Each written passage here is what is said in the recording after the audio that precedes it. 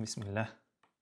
الحمد لله وحده، والصلاة والسلام على من لا نبي بعده. رب اشرح لي صدري ويسر لي أمري واحلل عقدة من لساني يفقه قولي.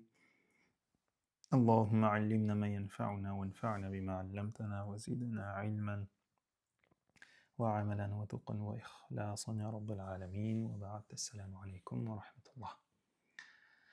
Фатима анамыз, бұл бірінші бөлімі болады, өйткені ұзақ, бұны бірнеше бөлімдерге бөлетін боламыз. Фатима анамыз жайында болады бүгін. Фатима анамыз, білесіздер, пайғамбарымыз саллаллаху алейхи уассаламның қызы, анасы Хадижа, Хуалидтің қызы Хадижа. Хадижа анамыз Фатима анамызды дүниеге алып келді. Қай кезде? Пайғамбарлықтан 5 жыл алдын. Яғни пайғамбарымыз саллаллаху алейхи уассаламның жасы 35-те еді. Ол кезде Құрайыштықтар Қағбаны соғып жатқан еді. Жалпы Қағба, шейх Саид әл-Камали айтпақшы, риуаяттарды келтіреді ол кісі. Жалпы Қағба адам белінен келетіндей сондай кірпіштермен салынған еді.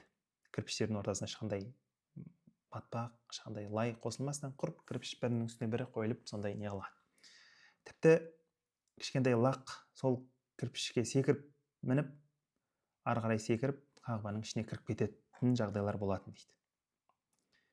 Сол кездерде сол пайғамбарымыз саллаллаху алейхи уассаламның пайғамбарлығына 5 жыл қалған кезде сол Құрайыштықтар барлығы, ішіндегі барлығы руы бір ауыздан келісіп осы Қағбаны кәдімгі үй сияқты көтерейік деп не қылады, келіседі.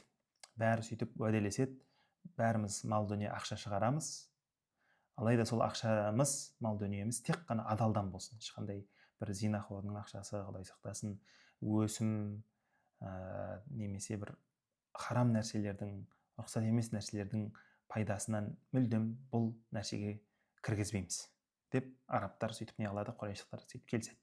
Алайда сол соғып жатырып, сол нафақалары, ақшалары Қағбаны толық соғуға жетпей қалады. Мынау Қағбаны барғандарыңыз білесіздер, немесе суреттен көрсеңіздер, төртбұрышты сияқты төртбұрышты болып тұрады ғой. Сол төртбұрыштың қасында мынау садақтың несіндей ирелеңдеп, төмен адамның бір белінен келеді, бәлкім сәл одан жоғары шығар. Сондай хижр дейді оны. Хижр дейді, немесе хатим деп айтады. Сол жаңағы бір дөңес сияқты болып тұрады ғой. Білсеңіздер, мен негізі суретін көрсете салғым келген. Мынау Каабаның, мынау алдындағы мына осы не. Бұл да негізі Каабаның мынау Каабаның іші Кааба болып есептелінеді. Мына осы жер, мына жер. Анағырақ түсірген суреті бар ма екен? Мына жер. Осының ішіне де әйел кісілерді кейде кіргізіп жатады, кейде ер кісілер намаз оқып жатады. Бұны Хижру Исмаил деп айтады. Ой алла, міне. Мына жерде анық көрінген. Мына жерде. Бұл осыған ақша жетпей қалады да, осылай қалдырып кетеді. Бірақ мынаны көтереді. Сөйтіп, мына осылай қалып кетеді. Сосын мына қаратасты, білесіздер. Мына жерде қаратасы, мына есік. Есікті білесіздер, жерден көтеріліп тұр, есік әжептәуір көтеріліп тұр.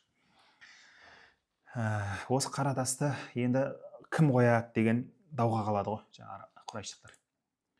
Сөйтіп, біразы мен қоям деп сөйтіп қырыла жаздайды. Сосын атауын соғысқа ұласып кете жаздайды жаңағы әңгімелері. Сөйтіп, сосын Аллах тағаланың оларға лютфы, Алланың рахымы түсіп, мынандай нәрсеге келседі. Жаңағы осы мына жақтан, мына тараптан кім қазір бірінші келеді, сол арамызға төрелік қылады дейді. Соның айтқаны болады дейді. Сол кім қой десе, сол қоятын болады дейді. Сөйтіп, Алланың қалауы, пайғамбарымыз саллаллаху алейхи уассалам жаңағы жақтан бірінші болып пайғамбарымыз келеді. Сөйтіп жаңағылар Құрайыштықтар қуанып кетеді. Мынау Мұхаммед арамыздағы жаңағы неміз, ең сенімдіміз, біз оның үкіміне разымыз деп сөйтіп айтады. Сөйтіп пайғамбарымыз саллаллаху алейхи уассалам жерге бір нәрсені жай жіберіп, қаратасы соның үстіне қойып, жаңағы Құрайыштың ішіндегі әртүрлі руларға жан-жағынан көтеріңдер дейді. Жаңа басшылары жан-жағынан көтеріп келіп, сол қара тастың мына осы орнына келген кезде пайғамбарымыз саллаллаху алейхи уассалам өзі қолымен алып, өзі осы қара тастың орнына қояды. Мына қара тастың ішіндегі. Бұл негізі аппақ болған жәннаттан жалпы түскен кезде, бірақ адамдардың күнәсі бұны қап-қара қылып жіберген дейді. Алла күнәларымызды кешірсін біздің. Сөйтіп пайғамбарымыз саллаллаху алейхи уассалам солай осындай бұл риуаяттар да осылай келеді. Сөйтіп тағы пайғамбарымыз саллаллаху алейхи уассалам Меккені фатх қылғаннан кейін, жалпы ислам дініне адамдар топ-топ кірген кезде пайғамбарымыз саллаллаху алейхи уассалам айтады, бұны Айша анамыз риуаят етеді. Жалпы мен мынау осы хижрда Қағба сияқты көтеріп қайттан соқып келеді дейді. Бірақ та сенің мынау қауымың, Құрайыштықтар, Айша анамыз айтып жатыр, сенің қауымың бұлар жаңағы түсінбей қалуынан, бұлар бір қарсы келе ме деп қорқып, алайда мен оған тиіспеймін дейді да. Әйтпесе пайғамбарымыз саллаллаху алейхи уассалам ол жақта да көтеріп, жаңағы хижрда биік Кабаны солай қылып жасағысы келген. Иә, сосын бұл кейін Абдулла ибн Зубайр, мен қателеспесем, Абдулла ибн Зубайрдың кезінде ол кісі Меккенің халифасы болып тұрады. Мына жақта Муавия радиаллаху анху халифа болып тұр. Сол кезде ол кісі Абдулла ибн Зубайрдың баласы сол Кабаны пайғамбарымыз саллаллаху алейхи уассалам қалағандай соғады ғой, Айша анамыздың риуаятын естіп. Сосын оны келіп қателеспесем Муавияның баласы болса керек, ол хадисті естімеген, или Абдул-Малик ибн Маруан болса керек, иә. Сол кісі қайттан жаңағы бұзып тастап Қағбаны қазіргідей кейпінде қалдырады.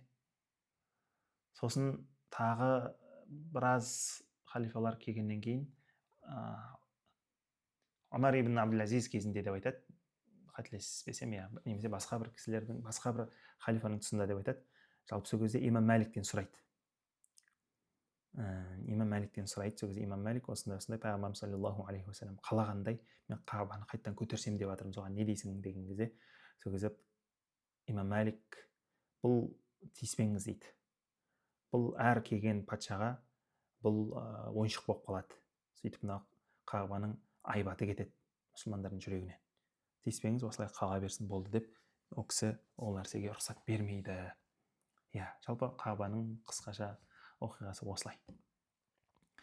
Сөйтіп Фатима анамыз, ол кісі пайғамбарымыздың қыздарының ең кішкентайы. Хижраның 2-ші жылы Рамазан айында Али радиаллаху анху Фатима анамызға үйленеді. Рамазан айында үйленді. Енді Зүл-Хиджа айында отау құрады екеуі. Енді бір шаңырақ астында тұра бастайды. Бұл бірінші көзқарас. Екінші көзқарас бар. Раджаб айында үйленді дейді. Үшінші көзқараста Софар айында үйленді дейді. Енді мәһрге не берді десеңіздер, темір қалқанын береді. Али радиаллаху анху темір қалқанын береді. Бұл темір қалқанын Ибн Аби Рауат деген кісі сол қалқанның құнын айтады. Ол кісі 480 дирхам болған дейді, сол жаңа темір қалқанның құны. Сөйтіп Фатима анамыз Али радиаллаху анхуға Хасан Хусейнді жаңа дүниеге алып келеді, туып береді. Ва Зайнаба ва Умма Кульсум. Зайнапты және Умма Кульсумды дүниеге алып келеді. Енді сол Зайнап қызына кім үйленеді? Абдулла ибн Джафар. Джафардың ұлы Абдулла үйленеді. Сөйтіп Зайнап анамыз оған Абдуллаға Абдулла деген тағы бір бала туып береді. Ва Аунан, сені Аун деген бала туып береді.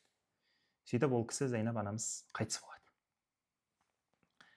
Сосын Умма Кульсум деген Али радиаллаху анху мен Фатима анамыздың екінші қызы бар еді ғой. Ол Умма Кульсумге Омар ибн Хаттаб, сол кісі Омар радиаллаху анху үйленеді. сөйтіп омар радиаллаху анхуге зайд деген бала туып береді. Сосын омар радиаллаху анху қайтыс болғаннан кейін ол умма күлсімді кім алады? Аун ибн абдилла ибн джафар, абдулланың ұлы Аун алады. Алайда құрсағына ол кісінің бұл некеден ешқандай бала бітпейді. Сөйтіп Аун деген күйеуі қайтыс болады. Сосын ол күйеуі қайтыс болғаннан кейін Джафардың Мұхаммед деген ұлы алады ол кісіні, умма күлсімді. Сөйтіп умма күлсім ол кісіге ол некеден бір қыз туып береді. Сосын ол кісі дүниеден өтіп кетеді, жаңағы күйеуі Мұхаммед. Сосын ол кісі дүниеден өткеннен кейін Джафардың Абдулла деген ұлы осы умма күлсімді алады. Алайда бұл некеден умма күлсім ешқандай бала тумайды. Сөйтіп умма күлсім анамыз осы некеде жүрген кезде дүниеден озады, қайтыс болады. Сөйтіп Ибн Исхақ деген ғалым кісі бар. Сол кісі Әли мен Фатима анамыздың Мұхсин дегенде ұлы болған деп айтады. Мұхсин деп. Алайда ол кішкентай кезінде қайтыс болып кеткен дейді.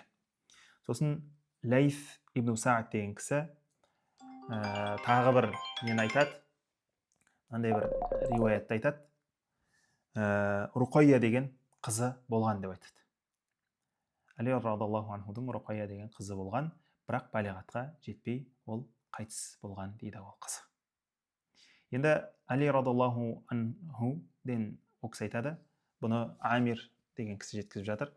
Мен Фатима анамызбен үйленген кезде менің де оның да ешқандай бір қошқардың терісінен басқа төсенішіміз болмады дейді. Ол төсенішке біз түнде ұйықтайтынбыз, астымызға төсеп, күндіз сол төсенішпен малымызға түйе ма сондай соған жем беретінбіз, жем шөп беретінбіз дейді. Басқа бізде ешқандай қызметші, еш нәрсе, ешкім болған емес деп айтады.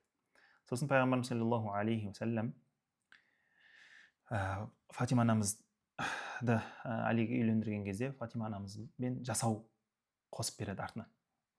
Жаңағы хомиля беріп жібереді. Хомиля дегеніміз бұл бір үстіге жамылатын сияқты нәрсе, жүннен жасалған, сондай ақ. Және уисадату удум немесе адам, жаңағы теріден жастық, жастықтың ішінде жаңағы құрманың талшықтары бар жұмсақ қылу үшін. Және рухияйни, қолмен тартатын екі дермен, васиқаин, және жаңағы теріден су құятын торсық дейді ғой бізде. Уа жарротайн, және екі жарро. Жарро дегеніміз бұл қыш құмыра су құятын, сондай қосып пайғамбарымыз саллаллаху алейхи вассалам беріп жібереді. Жасау деген осыдан қалса керек. Жалпы осымен тоқтайық. Ва ахиру дa'wana анил хамдулиллахи раббил аламин.